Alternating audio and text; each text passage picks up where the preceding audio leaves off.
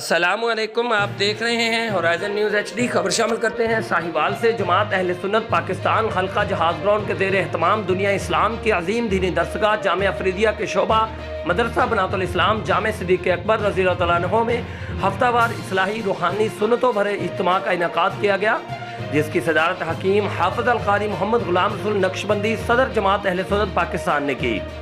محفل کا آغاز تلاوت کلام پاک اور نعت رسول مقبول صلی اللہ علیہ وآلہ وسلم سے ہوا۔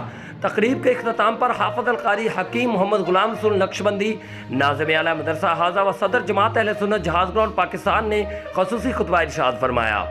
خطاب کرتے ہوئے آپ نے فرمایا، دین متین کی سربلندی کے لیے ہمت انگوش رہنا ہی دنیا و آخرت کی کامیابی ہے۔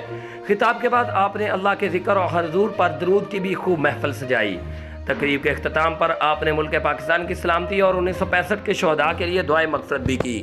رپورٹ محبوب چودھری، سرپرست اعلیٰ ہورائزن نیوز HD۔